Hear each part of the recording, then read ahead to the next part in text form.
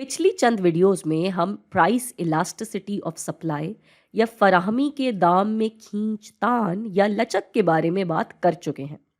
अब हम इसकी मजीद तफसीलात को समझते हुए ये जानने की कोशिश करेंगे कि वो कौन से अवामिल हो सकते हैं जो कि फराहमी के कर्व या इसके कुछ हिस्सों में लचकदारी या गैर लचकदारी लेकर आते हैं। यानी हम बात करेंगे फराहमी के दाम में लचक के अवामिल की, जिसको समझने के लिए हमने यहाँ पे दो मुख्तलिफ कर्व्स पहले से बनाए हुए हैं।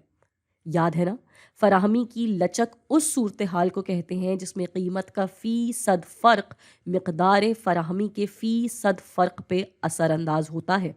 मिसाल के तौर पे हम यहाँ से यहाँ वाली कीमत पे आते हैं जो कि एक खासा वाज़े फ़र्क है, कीमत में तकरीबन 50% के करीब करीब। और यहाँ जो फराहमी का कर्व है वो एकदम सीधा हो रहा है। हम ये भी देख सकते हैं कि यहाँ कीमत के इस फ़र्क पे भी मिक़दार फराहमी पर बहुत बड़ा असर नहीं पड़ा है, यानी कोई खातिर खा फ़र्क वाज़े नहीं है। तो हम इस हिस्से को जिसमें फराहमी का कर्व ऊपर की तरफ सीधा हो रहा है, इसको हम कहेंगे निस्बतन गैर लचकदार। अगर इस कर्व पे ऐसे हिस्से होते जहाँ पे ये लकीर बिल्कुल ही सीधी हो जाती, वो हिस्सा होता हमारा बेहतरीन गैर लचकदारी का। अब इस तरफ अगर हम मिसाल के तौर पे अपनी कीमत यहाँ से यहाँ कर दें, ये निस्बतन एक छोटा सा फ़र्क है कीमत में, मगर गौर करें कि ये मिक़दार फराहमी के एक बड़े फ़र्क की निशानदही कर रहा है। तो जब जब हमारा फराहमी का कर्व उफ़क़ी सतह पे कुछ कुछ सीधी लकीर सा बन रहा होता है, ऐसी सूरत हाल को हम निस्बतन लचकदार सूरत हाल कहते हैं।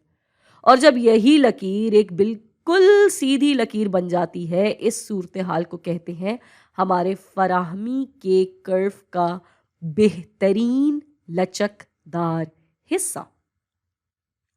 अब बात करते हैं उन अवामिल की जो ये दोनों सूरत हाल पैदा करते हैं। मिसाल लेते हैं कि ये हमारी कीमत है और ये मिक़दार, और जो भी कारखाना ये वाली चीज़ बना रहा है वो अपनी इस्तेदाद के हिसाब से पूरी पैदावार कर रहा है।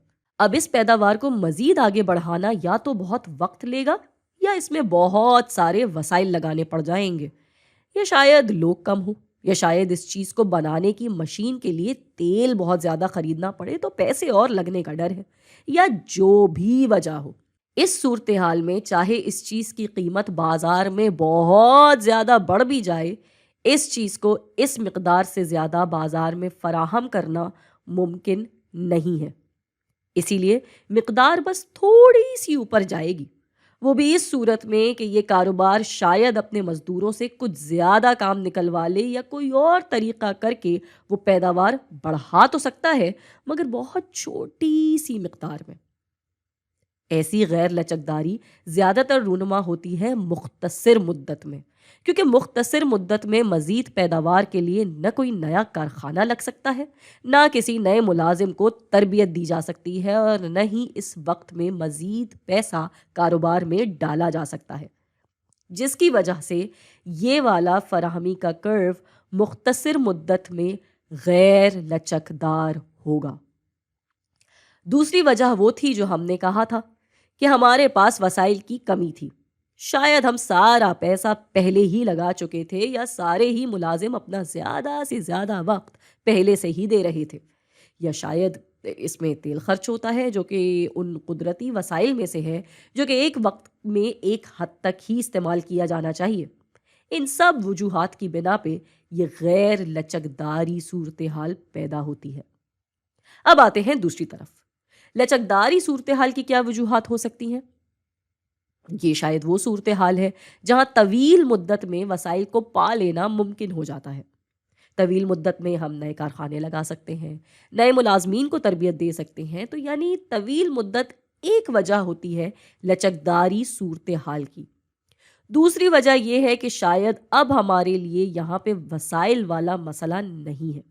मिसाल के तौर पे शायद हम अपने कारखाने की पूरी इस्तेदाद से मुस्तफ़ीद नहीं हो रहे, तो जैसे ही कीमत में छोटा सा फ़र्क भी आता है, हम फौरी तौर पे अपने पास काम को और तेज़ कर देते हैं ताकि मुनाफा ज़्यादा कमाया जा सके। या शायद हमारे पास इस चीज़ के बनाने वाले लोग इस सूरत हाल में ज़्यादा हों, جس کی وجہ سے جیسے ہی قیمتیں تھوڑی سی اوپر جائیں گی، زیادہ سے زیادہ لوگ یہ والی چیز بنانا شروع کر دیں گے، یا اس میں وہ وسائل استعمال ہوتے ہوں گے جن کی کمی کا کوئی اندیشہ نہ ہو، جس کی وجہ سے قیمت کا بڑھنا ان کی مقدار کو بڑھا دینے کو ممکن بناتا ہو۔